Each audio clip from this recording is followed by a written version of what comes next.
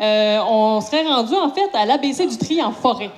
Donc, je me présente, Cathy Pellerin, je suis directrice du Centre de valorisation des matières résiduelles pour la MRC de Témiscamingue. Puis aujourd'hui, on m'a demandé de venir vous parler, justement, du tri, principalement en forêt. Mais bien entendu, c'est sûr qu'il fallait que je vous apporte quand même des petits exemples parce que c'est toujours intéressant et plus visuel de voir qu'est-ce qui peut se recycler et qu'est-ce qui se recycle pas. Tout d'abord, au niveau de la forêt. Mon collègue tantôt en a parlé aussi, donc dans son atelier, mais c'est très important de rapporter vos déchets quand vous allez en forêt. Vous savez, on a des très, très grands territoires au Témiscamingue, on a des beaux territoires, mais on veut les conserver beaux et propres. Donc, quand vous allez en forêt, toujours important de rapporter vos matières avec vous. Puis, un petit truc aussi, même si vous n'allez pas faire un pique-nique, apportez quand même un sac en plastique. Parce que des fois, vous pouvez ramasser des déchets sur votre passage. Donc, si tout le monde prend l'habitude d'amener un sac et de rapporter des déchets qui pourraient traîner, bien, ça va en faire seulement moins en forêt qui vont traîner. Donc, les pique-niques, on rapporte nos matières. Et important, rendu à la maison aussi, c'est des trier. Rendu à la maison, on trie les matières par catégorie. Même chose si vous allez sur le lac. Donc, le lac aussi, là, le lac n'est pas une poubelle. Donc, on rapporte ces matières et on les ramène à la maison pour les trier. Parce que les déchets en forêt, c'est pas seulement de la pollution visuelle, mais c'est aussi nocif pour les animaux. Donc, les animaux ils pourraient ingurgiter des morceaux de plastique, des morceaux de verre, et ça peut être très dommageable, très dangereux, en fait, pour les animaux. Ça peut aussi causer des feux. Donc, vous savez que les mégots de cigarettes, juste un petit morceau de vitre qui traîne dans le bois pourrait aussi causer un incendie de forêt. Donc, très important de rien laisser traîner en forêt. Puis, juste pour vous donner quelques petites statistiques en termes... Parce que ce que vous laissez en forêt, ça peut laisser des traces pendant des dizaines, des centaines, voire même des milliers d'années. Parce que des matières qui prennent beaucoup, beaucoup d'années avant de se décomposer. Juste un exemple, le mégot de cigarette, justement, va prendre 2 ans avant de se décomposer. Le chewing-gum ou le petit papier de bonbons, 5 ans avant de se décomposer. Donc, on ne les jette pas par terre. Même chose pour les cannes de conserve, par exemple. Les boîtes de conserve, c'est entre 10 et 100 ans. Oui, c'est très, très long. Donc, 10 et 100 ans. Des bouteilles de plastique entre 100 et 1000 ans avant de se décomposer. Des canettes d'aluminium, c'est entre 200 et 500 ans. Des sacs de plastique, 400 ans. Du polystyrène, donc du styromousse, ça, c'est 1000 ans. Puis du verre, 4000 ans. Donc, puis il y a des choses qui se décomposent tout simplement pas. Par exemple, des vieux pneus, ça ne se décomposeront pas, ça va toujours rester en forêt. Vous le savez, dans le temps, c'était la mode de mettre des déchets en forêt, des dépotoirs illégaux dans le fond des terres. Bien, on en retrouve encore. Donc, très important de rapporter vos matières quand vous allez dans les bois. Maintenant, je vais vous faire, c'est ça, un petit cours 101 vite fait sur ce qui se recycle et ce qui ne se recycle pas. Donc, vous pouvez voir la limite. Donc, ce qui est ce côté-là ne va pas dans le bac bleu et ce qui est sur ce côté-là va dans le bac bleu, dans le bac de recyclage. Des trucs. Pour savoir si une matière se recycle ou se recycle pas, pensez premièrement, est-ce qu'elle fait partie des 5 matières qui se recyclent? Papier, verre, carton, métal et... Quel que j'ai oublié? Papier, carton, verre, plastique et métal. Donc, en partant, pensez à ça. Il faut que ça fasse partie des 5 catégories. Donc, si c'est du caoutchouc, du textile, bien, automatiquement, c'est pas recyclable. Ça ne fait pas partie des 5 catégories de matières que j'ai nommées.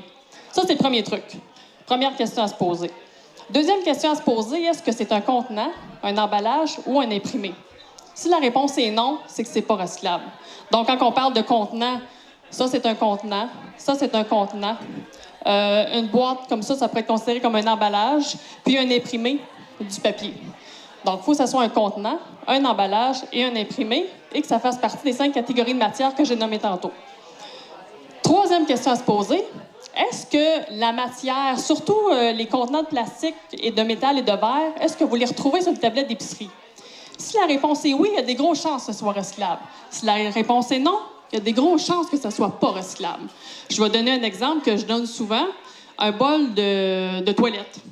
Bon, quelqu'un pourrait dire c'est en plastique, ou un jouet, c'est en plastique, donc ça se recycle. Est-ce qu'on retrouve une bol de toilette puis un jouet sur les tablettes d'épicerie? Non. Puis c'est pas un contenant, c'est pas un emballage, c'est pas un imprimé. Donc, c'est pas recyclable. Même chose pour les chaises de patio. Je vous donne des exemples de choses qu'on retrouve souvent dans les bacs de recyclage. Des chaises de patio, c'est ça, toutes sortes d'items, des chaudrons. Un chaudron, oui, c'est du métal, mais on ne retrouve pas ça. Un chaudron, c'est une tablette d'épicerie. C'est pas recyclable. Ça va pas dans le bac bleu. Ça peut aller dans les éco-centres, oui, mais pas dans les bacs bleus. Ça va pour ça? Donc ça, c'est des petits trucs comme ça à se rappeler. Oui, le verre, c'est la même chose. Le verre, la vaisselle, on ne retrouve pas la vaisselle sur une tablette d'épicerie. Mais le pot, oui. Le pot, oui. Oui. Oui, ça se recycle parce que c'est un pot de verre. C'est pas de la vaisselle. Donc, le pot, on le retrouve sur une tablette d'épicerie, mais pas la vaisselle. C'est ça. Le verre pour boire n'est pas recyclable. Même chose pour les coupes à vin, les plats de Pyrex, c'est pas recyclable. Ça va? Donc, si je vais catégorie par catégorie, donc, pour ce qui est du papier. Bon, papier, c'est pas compliqué. À peu près n'importe quel type de papier se recycle. Papier blanc, papier journaux, papier brun. Aussitôt que c'est du papier, vous pouvez mettre ça dans le bac de recyclage sans problème. Les journaux, si ils sont souillés, ou vous pouvez aussi les composter. Donc, papier journal pourrait aussi aller au compostable. Même chose pour le sac de papier brun. Sinon, ça se recycle. Donc, pour le papier, c'est ça. Pour le carton, en fait, on a les rouleaux, les fameux rouleaux de carton. Donc, les petits rouleaux qu'on retrouve là dans la salle de bain, on les voit toujours dans la poubelle, hein? Mais ils vont pas dans la poubelle, ils sont recyclables. Donc, on les prend, puis on va les mettre dans le bac bleu. C'est pas plus long de les mettre dans le bac bleu que de les mettre dans la petite poubelle à côté de la toilette. Les contenants d'œufs, recyclage ou compostables. Donc, s'ils sont souillés, ou même s'ils sont pas souillés, ils pourraient être aussi compostables parce que c'est un carton qui se composte très, très bien. Donc, bac bleu, ça aussi. Des boîtes comme ça, même s'il y a une petite tige de métal, c'est pas grave. C'est sûr, si vous voulez faire vraiment un très, très bon recyclage, oui, vous pourriez l'enlever, mais sinon, ça va être quand même recyclé dans les centres de tri. Donc, on peut la mettre dans le bac. Même chose, ces petits paniers-là. Par contre, l'anse ici n'est pas recyclable. Pourquoi? Parce que c'est pas un contenant, c'est pas un emballage au niveau du plastique. Puis, c'est un plastique non codé. Ça, c'est un autre truc que je vais vous dire tantôt pour les plastiques rigides. Donc, l'anse ici ne serait pas recyclable, elle irait à la poubelle, mais le petit panier au recyclage. Et toutes les boîtes aussi sont recyclables, même s'il y a une petite feuille aussi de plastique, encore là, pour faire vraiment un très, très bon tri, on l'enlèverait, mais même si vous ne l'enlevez pas, elle va quand même être recyclée, donc on la met dans le bac bleu. Carton, d'autres types de cartons, donc les contenants de lait, de jus, c'est recyclable. Enlever les bouchons, par contre. On enlève les bouchons, mais pas besoin d'enlever tout le plastique ici. Ça va être recyclé quand même si c'est du multimatériau. Pourquoi je dis multimatériaux? Parce qu'habituellement, quand c'est deux matières mixées, c'est pas recyclable, mais il y a des exceptions. Entre autres, ce genre de contenants-là qui vont être recyclés. Ou les boîtes à boire comme ça, c'est recyclable. Pourquoi aussi? Parce que si vous regardez en dessous, c'est marqué Tetra Prisma. Toutes les petites boîtes à boire qui c'est marqué Tetra Prisma, c'est recyclable. Mais la paille, elle ne l'est pas. Pourquoi la paille n'est pas recyclable? Oui, c'est du plastique. C'est pas un contenant, c'est pas un emballage. Et c'est un plastique non codé. Donc, c'est pas recyclable. Pardon? Les bouchons, vous pouvez les mettre au recyclage. On les enlève, mais on les met dans le recyclage tout seul. Comme ça. D'autres types de plastique. Non, on était dans le carton, c'est vrai. Carton. C'est ça. Donc, ça va pour le carton. Donc, on a vu le papier, le carton. Le verre. Donc, le verre, c'est seulement les bouteilles et les pots de verre. Juste ça. Pas de vaisselle, pas de verre à boire. Pots et bouteilles qui soient claires ou qui soient de couleur, c'est pas grave. On n'a pas besoin d'enlever le papier. Donc, le papier peut rester après, mais on enlève les bouchons parce que les bouchons sont pas la même matière, donc ils vont être recyclés séparément. Donc, on enlève les bouchons, mais pas besoin d'enlever le papier. C'est sûr que les bouteilles de bière, bien, si possible, on les consigne. Vu que vous avez payé à l'achat, bien, c'est plus payant de les retourner à l'épicerie. C'est peut-être pas une si bonne idée. Pour la consigne, non, du vin. Pourquoi? Parce que oui, il y a les médias parlent beaucoup de la consigne du vin, mais je vous dirais, parce que souvent, il y a des... on dit que le verre n'est pas recyclé, il s'en va à la poubelle. Mais dans notre cas, au niveau du centre de tri qu'on fait affaire, qui est à Tricentris à Gatineau, le verre est recyclé. Ils font de la poudre de verre, de la micronisation. Donc, il est recyclé complètement. Donc, pour nous, c'est plus payant de le mettre dans le bac bleu que de l'envoyer à la consigne. Parce que si on fait la consigne, il faut penser aussi que la consigne, ça veut dire qu'il resterait juste des pots. Puis là, ce serait peut-être plus rentable pour les centres de tri de recycler juste les pots de verre parce que tout le reste du verre s'en irait dans un autre chemin. Puis il y aurait des gros sous parce que là, dans le fond, c'est juste pour transporter le verre. Tandis que là, il est déjà transporté avec votre bac bleu. Fait que c'est pour ça que Comme je vous dis, nous, le verre, c'est pas inquiétant. Il est recyclé si vous le mettez dans votre bac bleu ici au Témiscamingue. Comme toutes les autres matières qui sont recyclables. Donc, ça va pour le verre. Maintenant, le métal. Métal, en fait, c'est juste l'aluminium, canettes d'aluminium, cannes de conserve, qui sont recyclables. Alors, les canettes de liqueur, comme les bouteilles de vin, c'est sûr que si vous avez payé à l'achat, vous êtes mieux de les retourner chez le détaillant pour aller rechercher votre consigne. Les papiers d'aluminium, assiette d'aluminium aussi, c'est recyclable. C'est sûr qu'il faut qu'il soit propre. Si vous avez fait cuire du poisson ou du poulet à l'intérieur, là, il va à la poubelle. Mais quand le papier est propre, c'est recyclable. Ça va? Plastique. Donc là, on va arriver à la catégorie qui est un petit peu plus complexe. Pourquoi complexe? C'est parce que tous les contenants de plastique rigides doivent absolument avoir le ruban de Mobius qu'on appelle. C'est comme un triangle formé avec 3 flèches, puis il y a un numéro au milieu qui varie entre le 1 et le 7. Le problème, c'est que le 6 n'est pas recyclable, et s'il n'y a pas de code, c'est pas recyclable. Donc, au niveau des plastiques rigides, c'est sûr, essayez pas de trouver un code en dessous d'une bouteille de vin, vous ne le trouverez pas. C'est vraiment juste pour les plastiques rigides. Il faut s'assurer d'avoir le ruban de Mobius en dessous avec un numéro. Donc, s'il n'y a pas de numéro, par exemple, le petit pot de yogourt, il va à la poubelle. Donc, je sais que tout le monde me dit tout le temps, je l'ai tout le temps mis dans le recyclage, je le sais, mais c'est pas recyclable parce que c'est un plastique rigide, mais pas de code. Donc, vu qu'il n'y a pas de code, il n'est pas recyclable. Ou s'il y a le numéro 6, comme la plupart de ce genre de verres-là, verres à vin, ou des verres qu'on achète à l'épicerie, c'est souvent des codes 6. Donc, ça, c'est du polystyrène. La différence, c'est comme le styromousse. Ça, c'est du polystyrène normal. Ça, c'est du polystyrène expansé, qu'on appelle souvent le styromousse styrofoam. Donc, tout ce qui est polystyrène, c'est pas recyclable. Ou en fait, c'est pas parce que c'est pas recyclable, c'est parce qu'il n'y a pas de marché à l'heure actuelle pour le recycler. Donc, il faut malheureusement le mettre à la poubelle. Donc, on essaie d'éviter d'en acheter tout simplement pour pas le jeter. Donc, comme je vous dis, au niveau des plastiques rigides, c'est toujours de vérifier en dessous s'il y a un code, puis s'il y en a un, que ça ne soit pas le numéro 6. Par exemple, les petites barquettes de champignons, avant, c'était des contenants bleus qui étaient numéro 6, mais là, maintenant, c'est plus des 6, c'est rendu des numéros 1. Donc, toujours vérifier, parce que des fois, il y a des matières qui n'étaient pas recyclables avant, le sont maintenant. Donc, on regarde toujours ça. Donc, ça, c'est pour les plastiques rigides. Puis les plastiques mous. Pour savoir si un plastique mou se recycle, c'est qu'il faut qu'il s'étire. Donc, s'il ne s'étire pas, ou qu'il fait crunch-crunch, comme ça, là, ça, c'est pas recyclable. Parce que vous essayez de l'étirer, puis il s'étire pas. Même chose, ce genre d'emballage-là. C'est pas recyclable, ça fait crunch-crunch. Donc, ça, c'est pas recyclable. Mais tous les autres types de sacs que vous pouvez passer votre pouce au travers puis qui s'étirent, à ce moment-là, c'est des plastiques recyclables. Et tous les sacs mous comme ça, donc souvent, c'est les sacs de papier d'essuie-tout, papier de toilette, sacs Ziploc, les sacs d'épicerie pour les légumes, même le saran wrap. Donc, quand c'est des plastiques comme ça, mous, qui s'étirent, on peut les mettre dans le recyclage, mais bien important, de les mettre dans un autre sac transparent. Comme ça. Donc, vous prenez votre sac à pain que vous avez à la maison, puis vous faites un sac de sac. Pourquoi? Oui, c'est un sac de sac. Je vous dirais que les seules choses qu'on doit mettre dans des sacs, c'est le plastique mou et le papier déchiqueté. Le reste, c'est direct dans le bac bleu en vrac. Puis pourquoi qu'on met les sacs dans des sacs? Pour 2 ou 3 raisons. Premièrement, quand on ramasse au niveau de nos camions de collecte, puis que c'est pas dans des sacs, puis qu'il y a un coup de vent, aussitôt qu'on essaie de ramasser le bac, les sacs partent partout, puis là, on se fait dire, vous contaminez, vous polluez, mais c'est ça. S'ils seraient mis dans des sacs, ils partiraient pas au vent.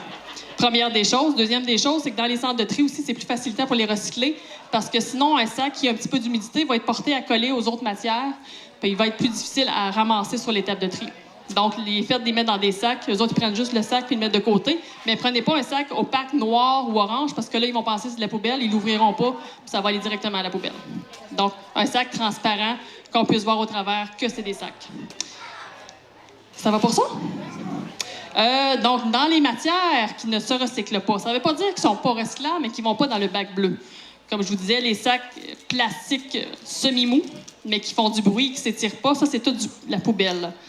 Ou les emballages qui ont d'aluminium à l'intérieur. Donc, ça, on appelle ça un genre de plastique aluminisé. C'est pas la même chose du vrai papier d'aluminium qui fait des boules. Celui-là, il se recycle, mais celui, aussitôt qu'il y a de l'aluminium dans un sac comme ça, les sacs de chips, les sacs de barres granola, poubelle.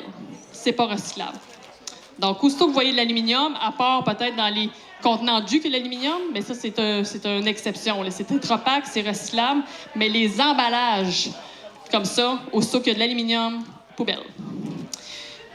Textile, donc il n'y a aucun textile non plus qui se recycle. Donc, que ce soit des chaussures, des vieilles sacoches, c'est pas recyclable. C'est sûr que si c'est encore en bon état, on essaie de prioriser les comptoirs familiaux, les ventes de garage, mais sinon, c'est poubelle.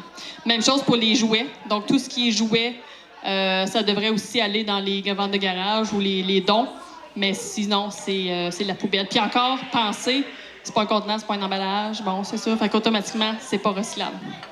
D'autres exemples de plastique aussi qui sont pas codés. Donc, souvent, ce genre d'emballage-là, qui recouvre différentes choses, c'est un plastique rigide, mais il n'y a aucun code dessus. Donc, ça va à la poubelle, c'est pas recyclable. Des ampoules. Les ampoules à incandescence normale comme ça, c'est poubelle, mais toutes les autres, fluocompacts ou des fluorescents, ça, c'est recyclable, mais dans les écocentres. Donc, vous ne mettez pas ça dans les poubelles. Puis ça ne devrait même pas être dans les poubelles, ceux qui ont les fluocompacts, parce qu'il y a du mercure à l'intérieur. Donc, c'est très, très important que ça soit recyclé dans les centres de tri. Donc, vous allez les porter dans les écocentres. Habituellement, la plupart des municipalités ont soit un écocentre ou au moins un point de dépôt pour ce qui est RDD, qu'on appelle résidus domestiques dangereux. Même chose pour les vieilles peintures, tout ce qui peut être explosif, corrosif, etc. Ça aussi, ça va dans les écocentres. Et la même chose aussi pour les piles. Donc, les petites piles non plus ne vont pas à la poubelle. Donc, ça aussi, c'est très nocif, même dans les sites d'enfouissement. Donc, ça devrait aller dans les points de dépôt pour les produits dangereux. Donc, vaisselle, tantôt, j'en ai mentionné, c'est pas recyclable, donc ça va pas là. Les ustensiles. Bon, des ustensiles, oui, c'est vrai, c'est du plastique. Est-ce que c'est un contenant, c'est un emballage? Non. Puis en plus, c'est un plastique qui n'est pas codé, donc c'est pas recyclable. Poubelle. Il y en a qui sont compostables. Oui, nous autres aussi, à l'immersion, on a toute la vaisselle compostable, que ce soit des ustensiles, des verres, des assiettes, c'est tout compostable. Mais habituellement, ça va être marqué sur l'ustensile compostable. Donc, s'il n'y a rien d'écrit, il y a des grosses chances qu'il ne soit pas compostable. Tout ce qui est fait en long, c'est aussi ça. Aussitôt que vous voyez quelque chose en long, c'est sûr que c'est pas recyclable. Premièrement, c'est pas un contenant, c'est pas un emballage. Vous vous rappelez de la consigne. C'est pas un fait de matière que je vous ai mentionné tantôt. Mais pas juste ça, c'est que dans les centres de tri, tout ce qui est fait en long est nuisible parce que ça prend dans les rouleaux puis le tri des matières. Donc, tout ça, c'est pas recyclable. Mais tout ce qui est fil électrique, par contre, devrait aller aussi dans les écocentres parce que ça, on peut le recycler autrement, mais pas via le bac. Tout ce qui est caoutchouc, donc des ballons, des élastiques, des rondelles, donc c'est pas une des 5 catégories de matières que j'ai nommées tantôt, c'est pas recyclable. Des crayons non plus, le genre de plastique rigide qui s'étire pas non plus. Tout ce qui est fait en filet, donc c'est pas recyclable ça non plus. Le bois devrait aller dans les écocentres ça aussi parce que nous, on va, surtout s'il est naturel, on va le valoriser au niveau de notre plateforme de compostage. On va le broyer, on va faire des copeaux de bois, puis on va le transformer en compost par la suite. Je pense que ça fait pas mal le tour. Avez-vous des questions? Je faisais des petites erreurs. C'est bon. Ben tout le monde fait des erreurs. C'est normal. Mais l'important, c'est d'en faire le moins possible, puis de s'améliorer. Pour l'atelier sur la survie en forêt. Donc, c'est parti. Je vais me présenter encore pour ceux qui n'étaient pas là tantôt. Là. Moi, je suis un petit Lorrain-Villois à la base qui est parti en Gaspésie étudier en tourisme d'aventure il y a quelques années pour être guide, chose que j'ai faite quelques années et que je fais encore en Gaspésie l'hiver. Ensuite, j'ai fait un baccalauréat en intervention plein air à l'Université de Chicoutimi pour, entre autres, faire de la gestion de projets en plein air. Puis j'ai été aussi pompier forestier à l'Ossopfeu quelques années. Donc aussi, c'est ça, je suis encore guide de temps à autre. Donc, voilà. Pour la présentation, pour la survie en forêt, je vais vous parler de la survie, qu'est-ce que c'est, puis des besoins physiologiques liés à ça, avec les aspects décisionnels, les dangers en forêt au Québec, l'aspect préventif, puis qu'est-ce qui doit constituer un kit de survie.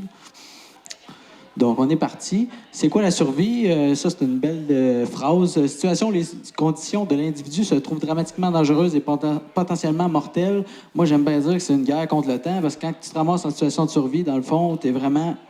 Tout joue contre le temps que tu as pour te faire un abri avant qu'il fasse noir, le temps que tu t'hydrates comme il faut avant que les gens viennent en secours. Fait que tu es tout le temps en train d'essayer de garder la meilleure condition physique et psychologique en attendant des secours. Fait que c'est toujours cette notion-là qu'on pense quand on est en situation de survie. Puis il y a une notion aussi de temps de résistance versus le temps, c'est ça, pour sortir de cette situation-là, afin de maintenir l'énergie vitale. L'énergie vitale, ça, c'est l'énergie justement qu'on a pour se réchauffer, pour être capable de prendre des décisions, là. Donc, voilà. Ça, c'est des chiffres pour nous donner une petite idée. Là. À chaque année, il y a des centaines de personnes qui se ramassent en situation de survie puis qu'ils se font secourir par recherche et sauvetage. Puis là-dedans, il y a toujours au moins une vingtaine de décès par année. En lien avec ça, évidemment, c'est au Québec, c'est un des gros problèmes. Là. Il fait très, très froid et très humide. Au Témiscamingue, la moyenne au niveau de l'année, c'est 3 degrés Celsius. Au Québec, sinon, c'est 0. Donc, même l'été, là, la nuit, c'est froid et c'est dangereux. Ça, c'est un petit concept que des fois, ben du monde, je pense, connaissent. Là, le principe de la pyramide de Maslow, nos besoins de base, besoins physiologiques. Après ça, progressivement, on monte vers des besoins un peu plus haut de gamme, si on veut. Quand on est en situation de survie, on veut combler les besoins principaux, les besoins physiologiques, puis un peu besoin de sécurité pour, entre autres, dormir l'esprit en paix. Sinon, justement, on va pouvoir dormir parce qu'on ne se sent pas en sécurité. Ouais. Donc, ça, c'est un des principes de base en survie où il ne faut pas prendre ça pour du cash, mais ça donne une bonne idée. Là. C'est les règles des 3 de Ron Wood. Donc, on peut survivre 3 secondes sans sécurité, 3 secondes d'inattention, 3 minutes sans oxygène, 3 heures sans chaleur, 3 jours sans eau, 3 semaines sans nourriture, puis 3 mois sans contact humain. Donc, ça nous donne un peu une idée des priorités qu'il faut accorder quand on se ramasse dans une situation de survie. Donc, à base, la sécurité, là, c'est juste d'avoir une conscience situationnelle. Quand tu fais quelque chose, à un moment donné, tu peux réaliser, hey boy, qu'est-ce que je fais là? Ça n'a pas de bon sens ou ça peut être dangereux. Ben, tu sais, de prendre conscience de ça, ça peut t'éviter bien des problèmes. Fait que ça, c'est à la base de tout. Ensuite, oxygène, ça, c'est si tu te ramasses surtout dans une situation où, je sais pas, soit dans un feu ou ben dans l'eau, dans une rivière, ben là, on s'entend que ça, on n'a pas besoin d'un cours pour savoir ça. On va sortir nous-mêmes là, pour avoir de l'oxygène. La chaleur, ça, c'est très intéressant parce que c'est ça, comme j'ai dit tantôt, au Québec fait très froid. C'est le besoin qui va être le plus prioritaire quand on se ramasse dans une situation de survie, suivi de l'eau. Nourriture, on peut voir qu'on peut toffer quand même assez longtemps sans de la nourriture, là. Fait que c'est peut-être pas le premier réflexe qu'il faut avoir de se mettre à aller chasser dans le bois pour survivre, là. C'est vraiment pas une priorité comparativement à ce que des fois on pourrait croire. Donc, besoin physiologique, se réchauffer, évidemment, c'est ça pour maintenir la température corporelle, pour pas avoir de l'hypothermie. S'abriter un abri, c'est ça, ça va conditionner aussi pour garder de la chaleur puis avoir un niveau de protection meilleur pour justement être capable de dormir. S'hydrater, ça, c'est très, très important. On perd 2 litres d'eau par jour en moyenne, fait que ça va assez vite, là. Puis le moyen pour voir si on est bien hydraté, c'est avec la couleur de notre urine. Si notre urine est super foncée, genre jaune, c'est parce qu'on n'est pas assez bien hydraté. Il faut que l'urine soit claire. Fait que c'est un bon indicateur de notre état d'hydratation. Se nourrir, bien, c'est évidemment pour avoir de l'énergie, mais aussi se nourrir, on va le voir tantôt, mais la digestion, là, ça aide à se réchauffer. Là. Le processus de digestion favorise la température corporelle. Dormir, ça, c'est quelque chose qu'on oublie en survie, mais si on est capable de dormir en se faisant un abri, là, c'est vraiment, vraiment un bon signe. Ça veut dire qu'on est serein, qu'on a suffisamment chaud pour dormir, parce que si t'as frais, tu dors pas. Fait que si on vient à bout de dormir en survie, c'est bon signe. Fait que donc, j'ai vu tantôt, c'est ça, se réchauffer, s'abriter. Tantôt, sur notre temps, je vais vous montrer différents types d'abris. S'hydrater. Tantôt, je l'ai parlé dans l'autre conférence, là, comment bien purifier l'eau. Quand on est dans une situation de survie, souvent, on n'a pas des filtres, de la pristine et tous les petits bidules qui vendent aujourd'hui. Souvent, on va s'arranger pour faire bouillir de l'eau. Parce que, entre autres, au Québec, l'un des problèmes, c'est la giardiase, c'est la fièvre du castor qu'on appelle très bien. Là. Ça se retrouve c'est une bactérie qui se ramasse dans des excréments de castor en particulier, puis ça contamine l'eau. Fait que, avec ça, on peut se ramasser vraiment, vraiment malade. En situation de survie, ça serait l'affaire qu'on voudrait pas avoir, parce que déjà, on a assez de brûler beaucoup d'énergie à rester au chaud. On veut pas se ramasser avec un semblant de gastro. Fait que, vraiment faire attention avec ça. Dormir, se nourrir. Oui, l'épreuve versus la résistance, ça, c'est vraiment en fonction... justement, tu sais, des fois, tu peux te ramasser dans une situation de survie, puis ça veut pas dire que c'est une situation qui demande beaucoup de connaissances ou d'expertise, comme certaines autres épreuves peuvent être beaucoup plus difficiles. Fait que, tu sais, si tu te ramasses en plein milieu de la forêt amazonienne à cause d'un écrasement d'avion, bien, probablement pour survivre, il va falloir que tu aies pas mal plus de capacité que si tu viens de te perdre en arrière de Béarn. Puis, tu sais, fait que c'est toujours ça le concept, là. Puis le niveau de résistance, ça, c'est la capacité d'endurer les épreuves, justement, pour conserver son équilibre physiologique et psychologique. Fait qu'autant, tu sais, si t'es en forme physiquement, mais aussi mentalement, c'est un aspect super important en survie.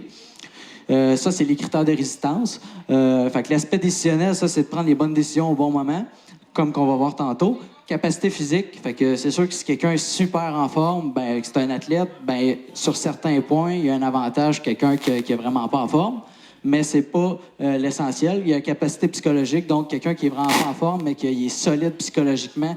Dans une même situation que quelqu'un en forme qui n'a pas de force psychologique, la personne qui a une force psychologique peut être meilleure, juste parce qu'elle est solide mentalement. Fait que, sinon, compétences et connaissances techniques, ça, c'est toutes les connaissances pour faire du feu, se faire un abri.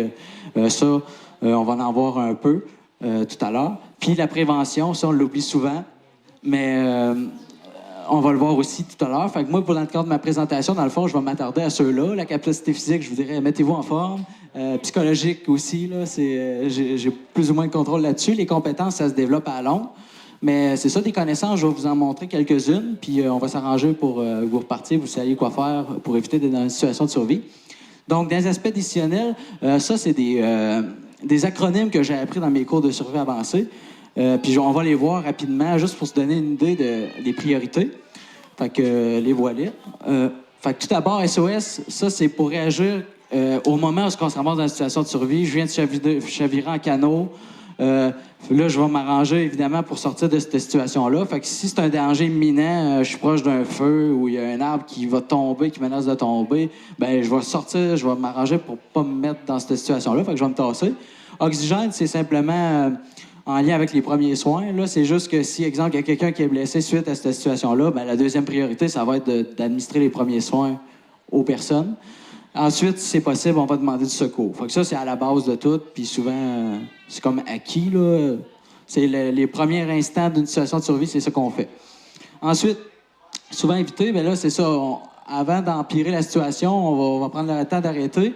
Au lieu de se dire, bon, moi, je suis pas perdu, je m'avance, je continue dans le bois, puis finalement, ça empire la situation. T'es toujours mieux d'arrêter, tu regardes c'est quoi présentement la contrainte de sécurité, justement. Est-ce que c'est que dans 2 heures, il va faire noir, puis je vais geler. Il faut tout penser à ça. Fait que tu prends le temps de t'arrêter. Puis, il faut que tu te rentres en mode ralenti parce que ton énergie, t'es comme une batterie, là. Tu sais, si t'as un sac avec rempli de nourriture, c'est pas pire, là. Mais si t'as rien sur toi, t'es vraiment comme une batterie qui va progressivement se décharger. Fait que faut que tu rentres en mode économie d'énergie. Tu sais, tu vas pas commencer à bûcher du bois. Tu sais, tu vas ramasser des petites branches secs. Tu vas travailler tranquillement pour pas te brûler. Parce que sinon, le lendemain matin, tu vas être à moitié mort parce que tu vas courir d'un bout à l'autre toute la nuit sans réfléchir. Pour les outils, on appelle ça sécuriser les atouts. Mais tous les outils qu'on a sur soi, on va s'assurer de les garder. On veut pas les briser, on veut pas les perdre. C'est vraiment essentiel. On est dans une situation de survie, on sait pas quand est-ce que les secours vont venir. Fait que si j'ai un lighter, j'ai un zip, je vais fermer mon zip, je veux pas perdre mon lighter parce que si je me mets à me promener dans le bois puis je le perds, ben là, j'ai de l'air bien intelligent. Fait que, à ce niveau-là, protection immédiate contre les éléments. Fait que si il mouille à Sio avant de commencer n'importe quel projet, ben là, je vais commencer par me mettre à l'abri du vent, me mettre à l'abri de la pluie. Fait que, ça, c'est la base quand tu viens d'être dans une situation de survie. Par la suite, le modèle Serra, ça, c'est déterminer en fonction des options qu'on a, quoi faire. Fait que souvent, ça vient à est-ce que je me déplace ou je reste là? Ça, c'est dans le fond, le modèle Serra, ça, c'est vraiment le plus important dans une situation de survie, c'est que dans le fond, on veut maximiser les chances qu'on se fasse secourir. Fait que si je m'en ai dans une talle de sapin que c'est super dense, ben tu sais, je m'en vais peut-être pas à une place que je vais me faire secourir. Fait que ça, je vais m'arranger pour soit être à vue, parce que je me dis, bon, il va y avoir un hélicoptère qui va venir, ben je vais m'arranger pour quand même, si j'entends un bruit, ben je puisse me mettre à une place qui vont me voir, ou me préparer un feu avec du bois vert pour faire une fumée.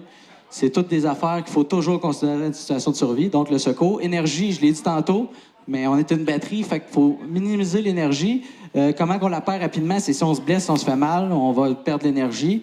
Le froid, la faim, puis si on peut dormir, ça, c'est niaiseux. Souvent, en survie, c'est pas le réflexe qu'on va avoir de dormir, là, mais si on pense qu'on va être là longtemps, puis il fait soleil, puis ça peut être un temps pour dormir, puis t'es fatigué, là, ben, la meilleure option, des fois, c'est couche-toi sur la roche, fais un petit somme de 15-20 minutes, puis ça va te donner déjà un peu plus d'énergie.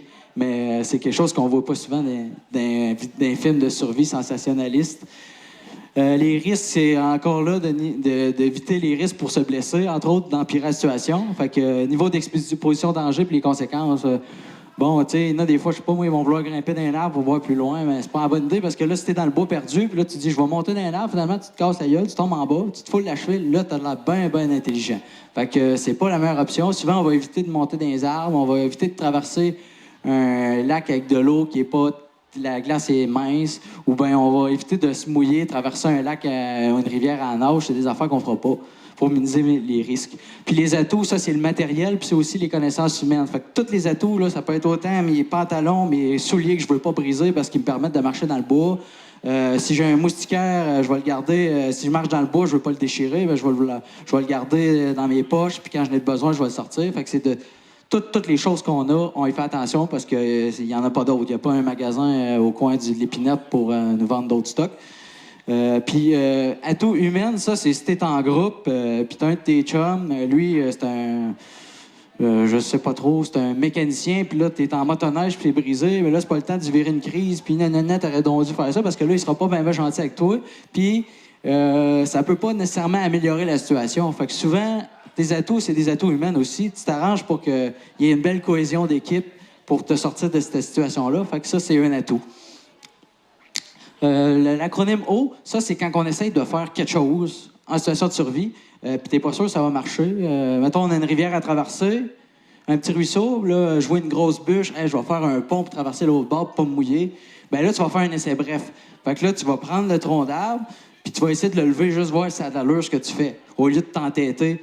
Puis là, si tu vois que ça marche pas une première fois, ben là, acharnement, c'est tu l'essayes 3 fois, pas plus. Si au bout de 3 fois, ça marche pas, là, ça marchera pas, ça marchera jamais probablement. Fait que t'es mieux de mettre ton énergie ailleurs, trouver autre chose. Puis l'autre, c'est au niveau de l'urine, je l'ai dit tantôt, mais dans une situation de survie, c'est toujours important de bien s'hydrater quand c'est possible. Donc, on le voit ça avec la couleur de l'urine, comme j'ai dit tantôt, qu'elle est toujours claire. Fait que ça fait que c'est une preuve que tu es bien hydraté. Donc, le bilan SERA, ça, c'est à chaque fois que tu, c'est ça, comme j'ai dit, que tu vas entreprendre une action, tu compares mettons, si l'action que tu veux poser, ça risque-tu d'améliorer les chances de te faire secourir? Ça aide-tu au niveau de tes atouts? Ça va te sauver de l'énergie? Est-ce que tu vas minimiser les risques? À chaque fois que tu veux prendre une décision, il faut toujours que tu aies ça en tête. Les dangers réels en forêt... Souvent, on pense aux méchants loups, aux ours, tu sais, Ouais, mais en réalité, au Québec, c'est pas ça les dangers. Le premier, c'est la panique. Parce que là, on se ramasse dans une situation où ça peut être potentiellement dangereux, puis là, on panique justement, puis là, tu te ramasses à prendre des mauvaises décisions, puis là, ça empire. Fait que là, c'est comme qu'on a vu tantôt. Fait qu'il faut vraiment prendre le temps. Au Québec, là, c'est pas, tu sais, il n'y a pas des, je sais pas moi, il n'y a pas des espèces venimeuses tant que ça, il n'y a pas... Non, c'est ça. C'est pas si dangereux que ça. Il faut juste prendre les bonnes décisions puis être quand même bien équipé au départ, puis ça va nous éviter potentiellement un stress. Puis je voulais vous montrer, ça c'est bien expliqué, là, la fameuse zone de confort. Aussitôt qu'on se ramasse à l'extérieur de ça, bien, on est dans une zone d'apprentissage. Fait que, si exemple, vous voulez vous familiariser avec la survie ou n'importe quoi dans la vie, ben tu vas te sortir de ta zone de confort pour apprendre, mais tu es dans un contexte d'apprentissage. Fait que t'es comme, je sais pas comment dire, mais t'as une écoute pour anticiper la matière, mais aussitôt que tu te débordes et tu te ramasses dans une situation justement de panique, là c'est plus le temps d'apprendre à faire un feu quand tu te ramasses vraiment dans la chenoute. Là. Fait que on veut le pratiquer avant. Fait que c'est toujours d'avoir ça en tête. Le deuxième danger, je l'ai dit tantôt indirectement, mais c'est vraiment le froid au Québec. Puis ça, c'est pas juste l'hiver, c'est pas juste l'automne, c'est en plein été. En plein été, là, une nuit qui fait frais, tu t'es mouillé, tu te ramasses dans le bois, t'as pas de feu, tu peux mourir d'hypothermie, même si t'es en plein été. Tu sais, il peut faire, je sais pas si vous avez déjà été juste dans votre maison, puis je sais pas moi, il fait 15 dans la maison, t'es en t-shirt, puis t'as un petit frisson. Ben, si t'es dehors, puis il fait 10, t'es mouillé, même si t'es en mois de juillet, tu peux mourir de froid. Fait que c'est toujours d'avoir ça en tête. Puis je vais vous montrer, dans le fond, je vais vous parler un peu de l'hypothermie, ce que c'est, puis des mécanismes de perte de chaleur. Fait que l'hypothermie, ben, c'est quand ta température, évidemment, descend en bas de 37 degrés Celsius. On parle d'hypothermie surtout aux alentours de 35 degrés. Le premier signe, ça va être des frissons, puis les mains qui perdent aussi de l'appréhension. Puis il faut vraiment être... faut être conscient de ça. Là. C'est vraiment le danger au Québec d'une situation de survie. C'est ça, c'est pas la faim, c'est plus ou moins la soif, mais c'est vraiment le froid. Fait que quand on comprend comment on perd notre chaleur, comment on peut la gagner, ben là, on vient de s'éviter bien des pépins. Fait que les mécanismes de perte de chaleur, on parle de la conduction. Fait que ça, c'est... ça peut être aussi bien, là, t'es perdu dans le bout, tu s'en vas t'asseoir sur une roche frette. T'es peut-être mieux de genre rester debout ou de faire un bac du bois sec parce que justement, la roche, elle va conduire beaucoup plus de froid. Ben, c'est toujours de s'isoler. Fait que même quand on fait un abri, on ne veut pas être couché direct à terre sur le sol. C'est là qu'on va perdre full de chaleur. On va se faire des petits rondins avec du bois sec, puis on va se soulever du sol. Fait que là, on va limiter beaucoup de perte de chaleur par conduction. La convection, ça, c'est entre autres le vent. Convection. Donc ça, c'est si j'ai un coupe-vent dans mon sac, ben, je vais le mettre. Si je sais que je vais passer la nuit dans le bois, ben, je ne vais pas aller me mettre sur le bord du lac où ce qui va venter. Je vais aller me cacher un petit peu dans le bois, me cacher du vent. Je vais sauver déjà bien de la chaleur à ce niveau-là. Fait que ça, c'est le deuxième moyen. Sinon, l'évaporation, ça, c'est si on est mouillé, ben ça c'est vraiment très désagréable. C'est autant si on s'est mouillé à cause de la pluie, mais souvent aussi quand on est mouillé à cause qu'on a mal géré notre système de couche. Là, on a travaillé à se faire un abri, on est tout tremble, là, on a de l'air bien faim parce qu'on est tout mouillé, puis on va perdre notre chaleur encore plus que si on aurait juste resté assis à pas faire d'abri.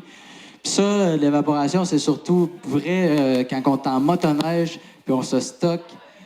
Puis là, on est habillé en astronaute avec nos couches, puis on a juste un gros manteau, on n'a pas plusieurs couches. Là, t'es stocké, ben là, ce que tu fais, tu commences à pelleter, mais tes habits de motoneige, c'est fait pour être chaud quand t'es au repos à rouler à 60 km/h en motoneige. Mais ça, c'est le genre de détail. Mais pour éviter l'évaporation, tu te stockes en motoneige, tu enlèves ton manteau, tu te déshabilles, parce que tu sais que tu vas avoir chaud de toute façon. Tu te déstockes de là, puis après ça, tu te rembarques. Fait que si jamais il y a un problème ou quoi que ce soit plus tard, ben t'es sec. Tu vas pas perdre de chaleur avec ton linge. Radiation, ben ça, on la perd comme qu'on la gagne avec un poêle à bois. Là, vu qu'on est à 37 degrés Celsius dans un environnement de 20 ou de 10 degrés Celsius, ben on irradie toujours. On essaye de réchauffer l'univers avec notre température, mais on peut pas vraiment gagner contre l'univers. Fait que on est toujours en combat pour essayer de garder notre chaleur. Fait que ça, c'est un autre mécanisme de perte de chaleur. Fait qu'on va toujours vouloir essayer de s'isoler. Tu sais, si on a des manteaux, tucs, cache-cou, ça, c'est la meilleure façon de s'isoler pour pas trop perdre de chaleur au niveau de la radiation. Respiration, ça, on en perd. On peut pas rien faire avec ça. Surtout l'hiver, on le sent beaucoup si on fait du sport dehors. On inspire de l'air à une température de moins 20, puis on expire une température de 37.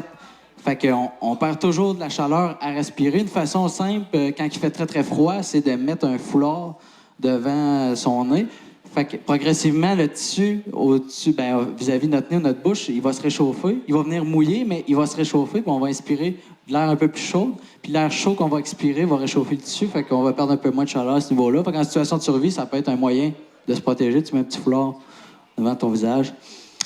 Donc, ça, c'est encore là les principes de perte de chaleur. On n'oublie pas aussi la tête. On perd 30 à 40 % de chaleur par la tête. Fait que, il y a un dicton que j'avais vu en survie, puis c'est vrai.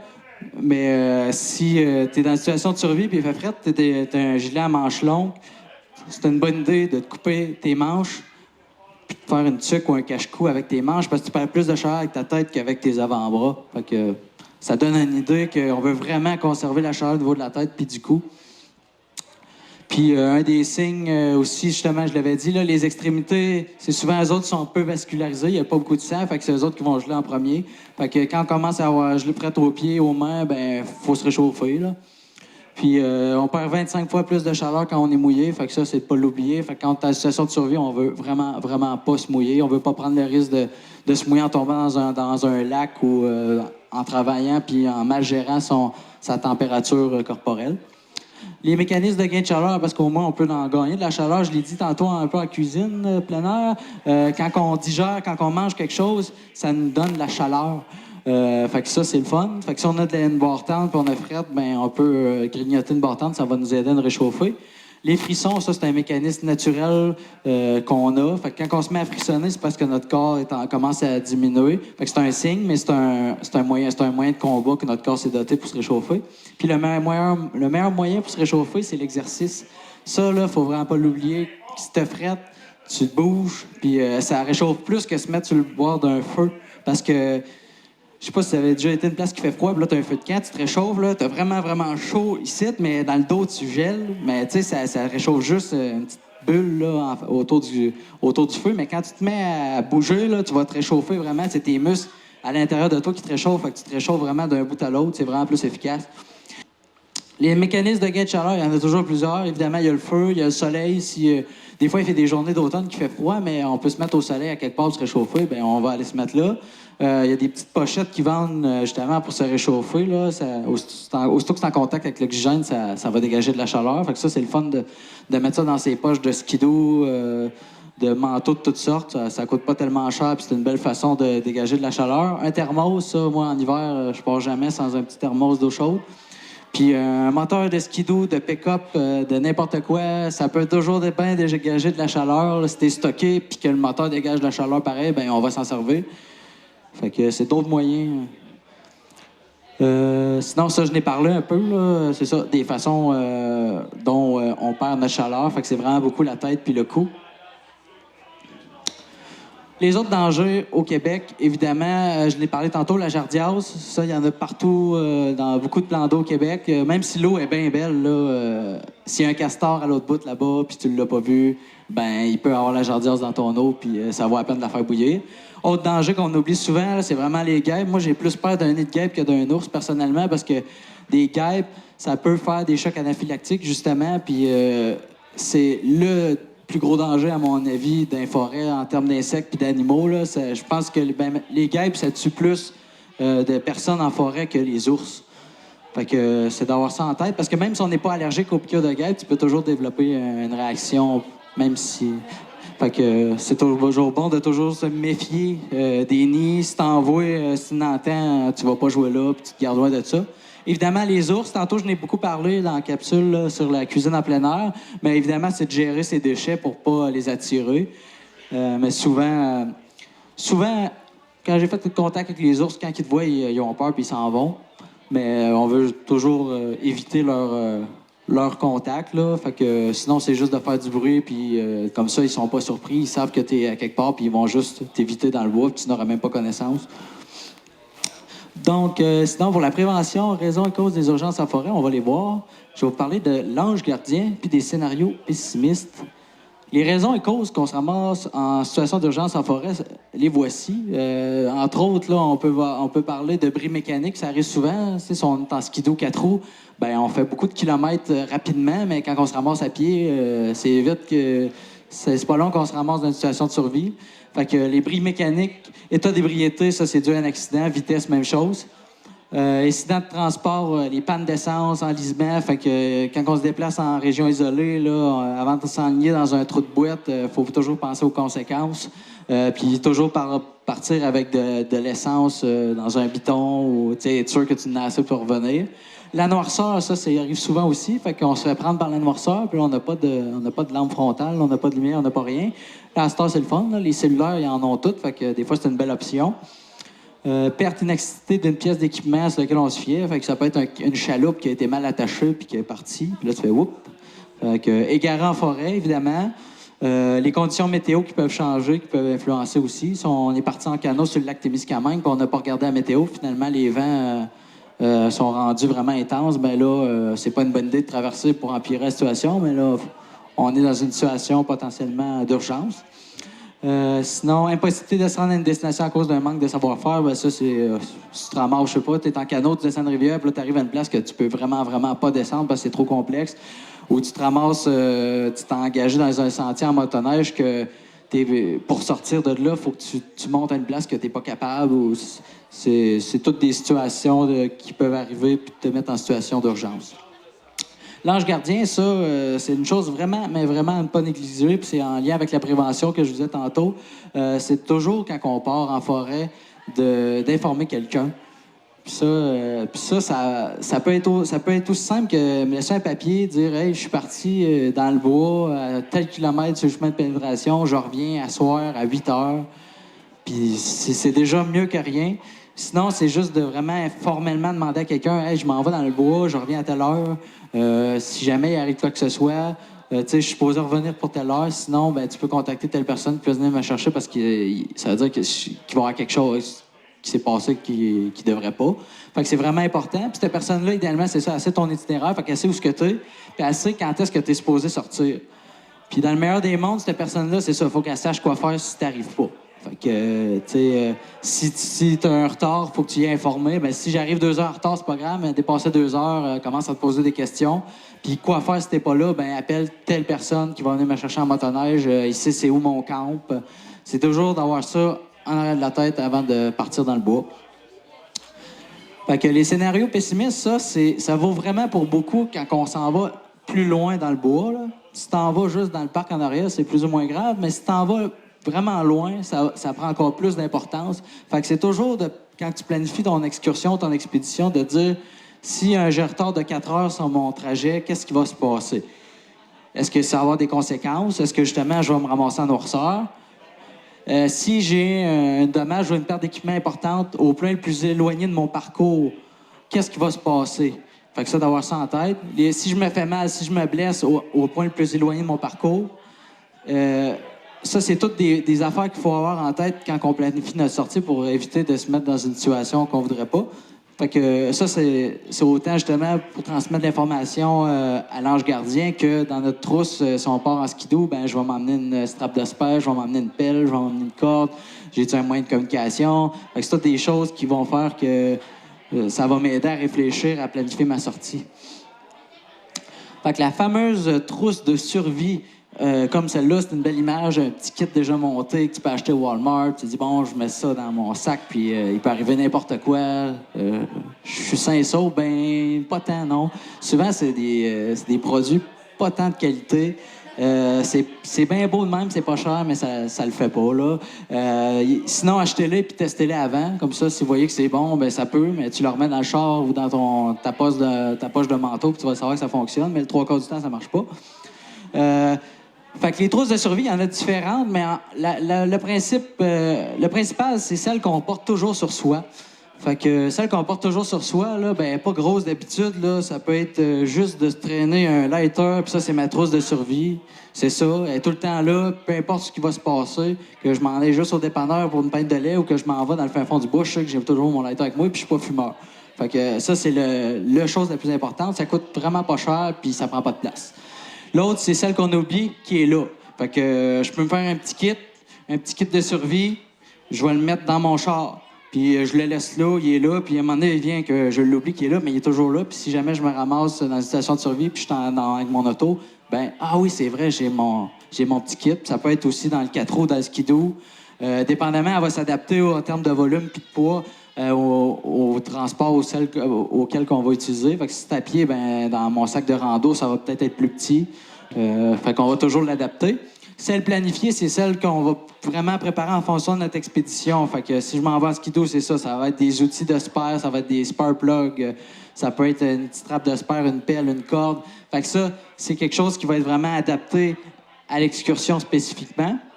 Puis à ne pas oublier, c'est les moyens de communication. Fait que le cellulaire, là, au Témis, il y a des places, ça pogne pas, là, mais c'est d'avoir toujours un moyen de communication. Si c'est pas le cellulaire, ben est-ce que je peux me doter d'un autre moyen de communication? Sinon, ben là, on va vraiment se fier à notre ange gardien pour nous sortir du pétrin.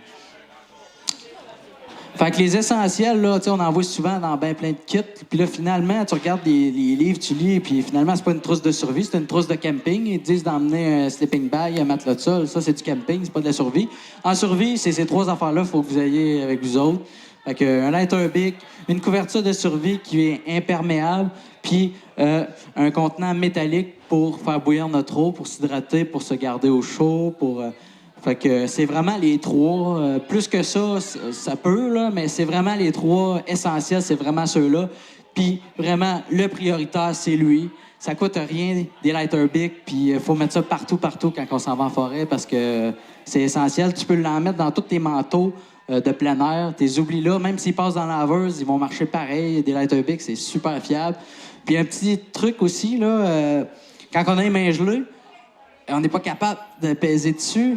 Parce que tes mains frettes, là, t'enlèves la barrure pour les petits-enfants, là. T'enlèves ça, là, avec un couteau. C'est une petite pine en métal, ça, tu l'enlèves. Fait que ça fait que ton... Même si t'es vraiment gelé, là, tu fais rien que l'accrocher, puis il est plus facile à allumer, là. C'est un petit détail, mais ça peut sauver des problèmes. Fait que ça, t'enlèves la petite pine, là. Puis mettez ça partout. C'est pas cher, puis ça sauve des vies. Puis un autre supplément, ça, c'est souvent aussi le printemps puis l'automne, puis l'hiver, surtout quand les journées sont plus courtes. Tu te ramasses souvent en situation de survie en fin de journée. Tu n'as pas grand temps pour te faire un abri, ramasser ton bois, puis des fois, tu n'as pas une lumière. Ben une petite lampe frontale, ça peut te sauver bien des affaires. Autant te sortir du bois parce que tu sais qu'il te restait rien qu'une couple de kilomètres avant d'arriver, mais là, tu vois plus rien. Ben là, tu as ta lampe frontale. Sinon, ben c'est de continuer à faire ton abri ou de ramasser du bois, même s'il fait noir. Fait que ça coûte pas cher, là. Une petite lampe comme ça, de qualité, c'est 20$. Puis ça fait la job. Puis idéalement, tu te traînes 3 autres batteries supplémentaires avec. Puis tu es en business. Fait qu'en conclusion, moi, ce que j'aimerais vous rappeler, c'est les objectifs de survie en forêt, c'est vraiment ça. Augmenter les probabilités de secours, toujours. Conserver son énergie. Et minimiser les risques encourus pour ne pas se blesser. Puis préserver ses atouts, c'est tout ce qu'on a. Autant nos amis à côté de nous autres que tout l'équipement qu'on a avec nous autres. Et surtout, un lighter bic. Fait que c'est tout. Si vous avez des questions, vous pouvez venir me voir. Merci.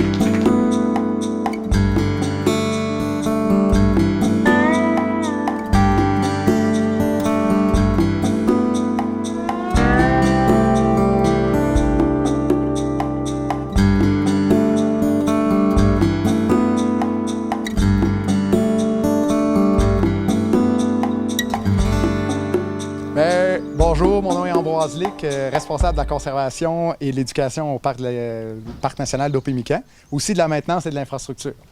Et je suis avec... Je suis Josée Miron, je suis garde-parc naturaliste au Parc national d'Opémican. Donc, on nous a demandé de vous parler un petit peu de la belle journée qu'on a vécue aujourd'hui et qu'on vit encore. Donc, on a eu la grande ouverture du parc de la Pointe-Opémican avec toute une série d'activités. Donc, on avait justement des présentations en plein air. On va avoir un beau souper, un beau spectacle ce soir. Énormément de présentateurs qui sont venus nous présenter tout plein de choses sur les champignons. On a eu sur la survie en forêt, on a eu plein de thématiques. Des courses, il y en a eu vraiment pour tous les goûts. Puis, José aussi, il y a eu des activités guidées. Oui, on a fait des randonnées en Rabasca. On a fait 4 randonnées en Rabasca.